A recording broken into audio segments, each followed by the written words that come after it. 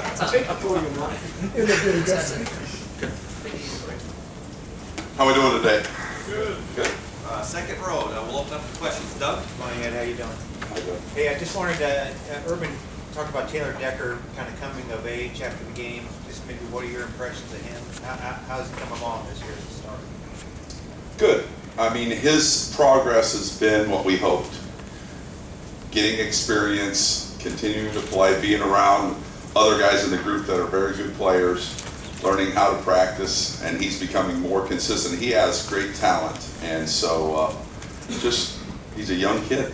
And I mean, he could easily be a redshirt freshman. We played him a few snaps last year, so I mean, you know, he's a second-year guy. But his progress has been good. He's playing solid football for us and continues to get better with a big upside. But he's getting to where we need him for this Big Ten stretch. You know, the four seniors are obviously getting a lot of accolades.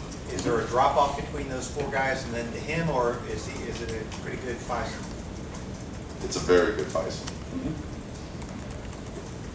Second row middle, Dave. Dave Biddle, Bucking outside. Coach, is Chase Ferris back working with you guys on the offensive line?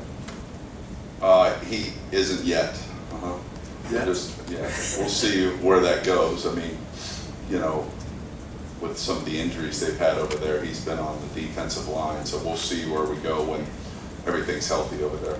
And when Coach Meyer says like how well the offensive line played, was this the best you guys have played up front all year? And I would say yes, just because of the consistency throughout the game, very aggressive physical approach, and I mean, the grades are what they are. I mean, they graded out high, but that was because they were consistent throughout the game and executed well. So, yeah, I think collectively, as a group of five guys put together, there wasn't two or three guys played really well and a couple guys played poorly or average. It was five guys played at a high level. Front row, Tim. Yeah, Ed, talk about when y'all run the video and you see Philly Brown making blocks like he does downfield, et cetera. What does that do for the team, and do you see a reaction, I guess, when Well, I think that's one of the reasons we continue to get better is the progress we're making across the board, and that the job description of a wide receiver at Ohio State is not to catch passes. It's to block first and then catch passes second, and that's a good thing. I mean, and not in a negative way, but just that those guys block their butts off out there. I mean, Billy Brown's doing it, Evan Spencer's doing it. I mean, and we flex out our tight end, obviously he's blocking out there. Devin, Chris Fields. If you go in the game, the expectation is whatever we ask you to do, you'll do it well. And because we're becoming balanced in terms of inside run and outside run, that's making us more of a threat to people. And we've started to do a better job of that this season, perimeter run. And you can only perimeter run if your wide receivers can execute out there, and they're doing a very good job of that. So that's helped our perimeter run tremendously. Front row, right, Austin. Hey, can you take us back to maybe right after the Buffalo game? You talked about Taylor, and he had a hard time with Mack in that opener. And that guy's a great player. But Number 3 ranked linebacker in the country on all the scouting boards. So. Did that help you? Did that help temper your grade for that game, or did you think, no, this is not going the way we thought just for one start? No, I've done this a long time, so you know you have to believe in the decisions you made. You have to believe in the talent that you see, and you have to know that if you stay the course and you do things the right way, usually they work out pretty well for you. And I didn't have any doubt that at some point he would turn the corner, and he did the next game and played very solid in the second game of the season, and it's continued to just get better and better. And a lot of that is just confidence. When you're an offensive lineman and we see a lot of looks and people throw a lot of things at us to try to get us, out of rhythm. And, now he's confident. He feels good about himself, and so do we. So things are good. Did you worry about that confidence being shaken? He had such a tough matchup from the start. Or did you sense any disappointment? Oh, you worry about everything when you coach a guy, but you're around him every day, and so it's the approach you use. And if the approach you use is that I don't have confidence in you, they don't have confidence in themselves. If the approach you use is the reason you're starting at Ohio State is because you're one of the best offensive linemen around and one of the best on our football team, and you continue to preach that to them, And then they got to go out and do it, obviously, but, that was the approach we used with them, not, wow, you let us down, you disappointed us, we're not happy with you, what are you doing? It was different, and if you assess the game, it wasn't 20 bad plays in the game, it was 3, but, 3 bad plays for a corner or 3 bad plays for a tackle, everybody knows about it. They don't know about the other 65 that were pretty decent, so, Front row, Bill. How would you describe Marcus Hall's play this year and his development over the 2 years you have? The most improved guy we have right now on the offensive line in terms of this season. I mean, as a matter of fact, we're watching Penn State, and you watch him play Penn State last year, and you're like, ooh, wow. And was just very average, and then you watch him play this past week, and it's a whole different guy. And it's just, again, his confidence, his physical development, his understanding of the system and what we're doing, and just he's in a good place right now physically and mentally. And when people are in a good place physically and mentally, as we all know, life's good, and he's playing well, playing really hard too, really physical. And Looks like he's got a personality that keeps things loose. Is that fair assessment? yeah, he's real quiet around me, but I think, around the team and the guys in the unit, I mean, he's good. I mean, I think he's a pleasant change of pace for us. Yeah. Well, we have that whole group is a bunch of characters. I mean, there are 5 guys that are all like this, but they're all very different, very different. Front row, middle, Todd. Offensive line can be one of those positions where it's almost like every year or two you feast or fan on the coach. Is this an enjoyable season to be in line every year because of how well you guys are playing? Does it feel? So far, it's enjoyable. Yeah, it's very enjoyable. Well, it's enjoyable because it takes a lot of work and a lot of cohesion, and it's a slow process bringing an offensive lineman along, and it's step by step. And when they're in rhythm and they're all in sync and they're all coordinated, then when you get that, really good things can happen for you, and that takes a while. But I thought we got into that rhythm last year about the time we played Michigan State, and I think we're starting to get into that rhythm now with that group as well. And that's part of it too, is it doesn't happen as quickly as maybe some other things, but yeah, it's enjoyable, first of all, to go in there with the attitude they have and to be around them and to watch them work. And they don't go out to practice. Like yesterday, they didn't go out to practice and pat themselves on the back. They worked, and it was good.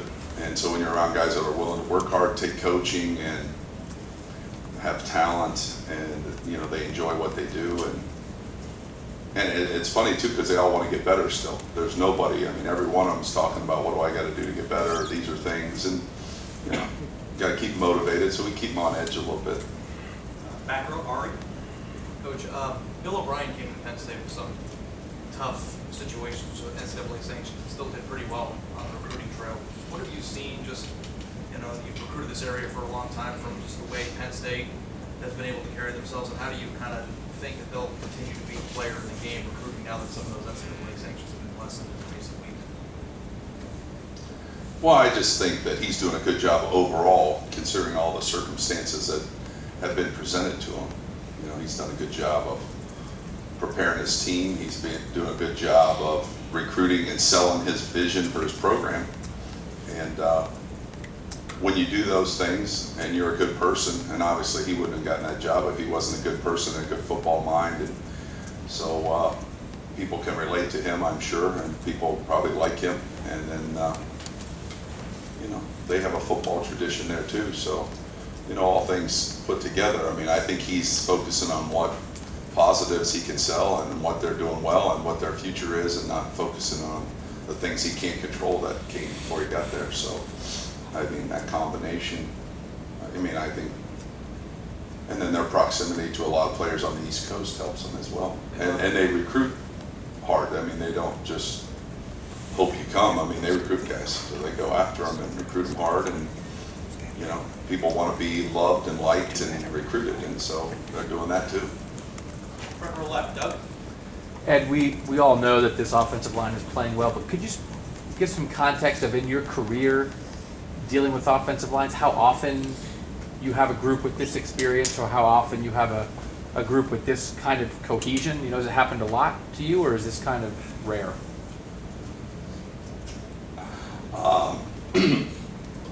It happens some, you know, I don't know that it's rare. I mean, I hope, in my case, to say it would be rare would, you know, I think it's happened.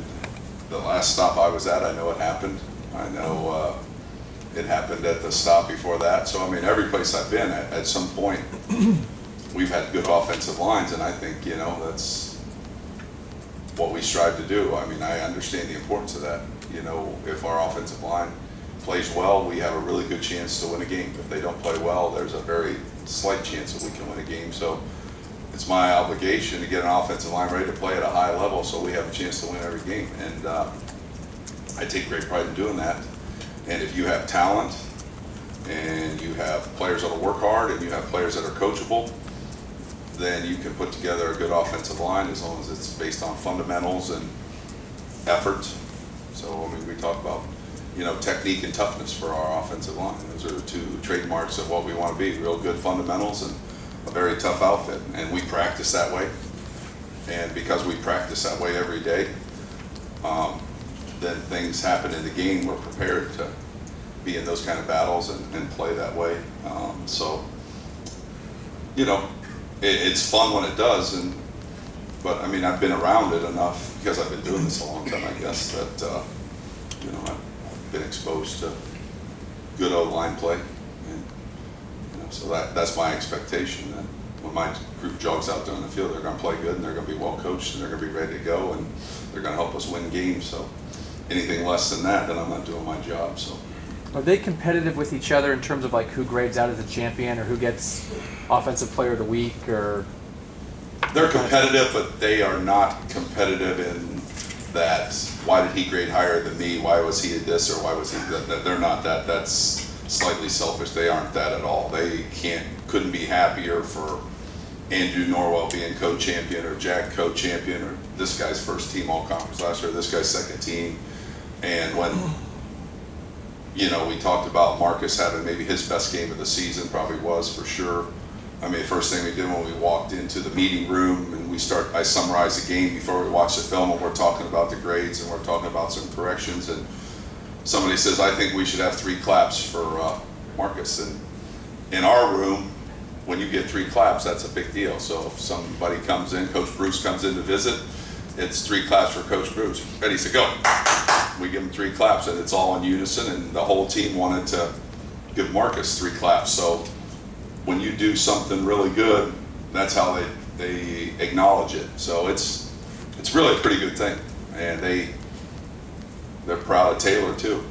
And so you know, but it's a group that wants everybody to do well and doesn't care who gets the credit. And that's the beautiful thing about offensive lines. When you can get that, that's when it's fun to coach them, is when they don't care who gets the credit. Last 2 questions. Rusty? Penn State's pretty good against the run. We say this every week about every opponent, it seems like. Yes, they are. They're very good. They only gave up 118 yards. Could you talk a little bit about what they try to do to stop the run and what you might have to do against them? Yeah, I think they're, 17th in the country in rush 21st, defense. something like that. And, well, I think it's a trademark of their tradition there. I mean, they've always tried to be a good run defense. They've always had good line play and good linebacker play, and that combination with a physical approach. I mean, I think that their offense tries to run the ball too, and so, you know, they practice against that. But I think it's just the nature of the way they're coached, and their defensive schemes are sound, so it's hard to try to figure out schemes where you can outnumber them or take advantage of them. You got to out-execute them, and you got to out-block them and be more physical, and that's your challenge. So good fundamentals, very physical, well coached, good schemes, and a lot of pride. And you put that combination together, you're going to have a 17 yards a game rush defense. And what are they overall? Something like, what is it, 14th or something? Overall defense. So they're a good defensive team that has had an extra week to get ready for us. So another team has had 2 weeks. Iowa had 2 weeks. Northwestern had 2 weeks. So you know, here we go again. We gotta get ready. Coach, thank you very much. We were Good. down to one.